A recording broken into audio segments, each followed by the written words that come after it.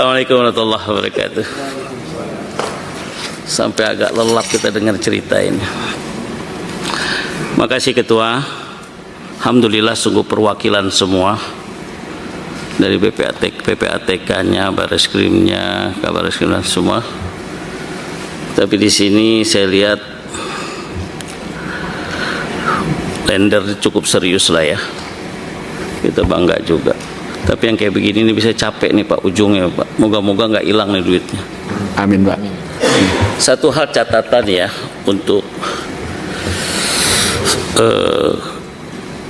kepolisian lah paling tidak, PPATK, OJK.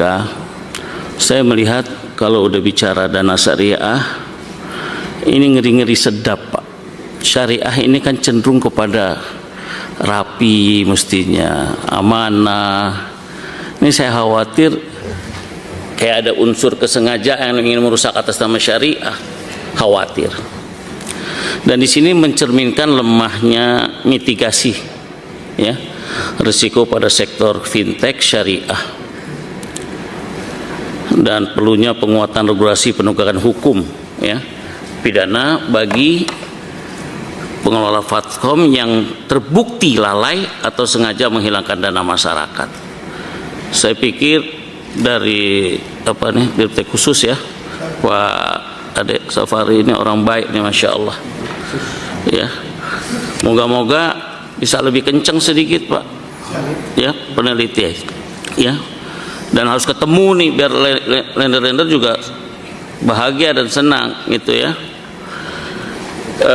Nggak nyaman kita kalau bicara keuangan masyarakat, tahu-tahu besar, tahu-tahu hilang gitu. Ya, udah tahu zaman ekonomi yang lagi susah begini, ya. Nah, kepada paguyuban lender ya, pendalaman fakta saja. Saudara perwakilan lender, sejauh mana ya transparansi manajemen dana syariah saat menawarkan proyek properti, Pak, Bapak melihatnya? Saya nggak tahu nih Bapak ini ikut aktif juga atau perwakilan karena lawyer atau apa, saya nggak tahu. Apakah ada jaminan atau asuransi yang secara eksplisit dijanjikan dalam kontrak pendanaan, Pak? Nanti dijawab. Nanti aja kali Sir ya, dijawabnya Sir ya. Atau mau dijawab langsung terserah. Boleh Pak. Kalau saya pribadi korban Pak. Jadi uang pensiun saya totally di sana Pak. Ya mungkin termasuk adik ipar Bapak itu Pak. Adik ipar Bapak juga komunikasi terus sama saya. Jadi begini Pak, kita tertarik dengan dana syariah karena jelas Pak, peer to peer kami membiayai, proyeknya ada dan bisa diklarifikasi proyeknya Pak. Dan si Powodowo memberikan jaminan 150% dari yang dibiayai, situ Pak. Sehingga kalaupun meleset-meleset, tidak keluar tadi, tidak disimpangi, itu kita mesti punya jaminan Pak.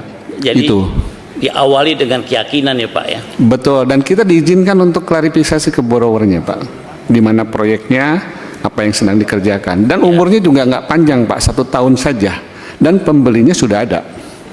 Oke. Tapi faktanya lain yang berbeda ya. Faktanya disimpangi Pak. Iya, jadi kerjaan kita lah ya. Selanjutnya pada Ketua Dewan Komisioner OJK Pak, ya. Ini kan banyak lender mengeluhkan klaim asuransi yang tidak cair Pak. Bagaimana OJK Pak memastikan bahwa perusahaan asuransi yang bekerja sama dengan P2P lending benar-benar memiliki kapasitas membayar klaim Pak? Apakah ada kelalaian dalam validasi polis asuransi oleh OJK nggak Pak? Oke. Nah, untuk PPATK, sahabat saya nih, ya, Deputi, PPATK perlu membantu ya kami melihat kemana larinya dana ribuan lender ini, karena beliau yang tahu nih perjalanan transaksi-transaksi ya. Apakah benar masuk ke proyek properti atau ada aliran lain atau ke rekening pribadi, ya? Pribadi pengurus maksudnya pastinya, yayasan atau perusahaan safe dealing gitu ya. Nah, apakah ada round tripping Pak? Nanti dijawabnya. Nah, LPSK. Sekarang siapa ketua LPSK nih? Oh ya. Saya ada titipan nih Pak ya, kasus tadi Pak. Tolong di follow up ya. Di NTB nih Pak, suruh perlu dibantu, nanti saya berikan. Apakah LPSK nih Pak menemukan fakta adanya intimidasi atau tindak kekerasan yang ada dalam perkara ini Pak? Sudah ada beberapa pihak yang minta perlindungan LPSK untuk perkara ini. Kan biasanya kalau LPSK itu datangnya dari permintaan, ya, permohonan. Saya berharap suasana usaha-usaha syariah ini tolong dijaga lah. Malu kita Pak, apalagi Indonesia ini berdasarkan ketuhanan yang Maha Esa. Saya rasa Ketua, itu aja yang dapat saya sampaikan. Saya ingin memberikan bahan Pak ke LPSK Pak, izinkan. Assalamualaikum warahmatullahi wabarakatuh.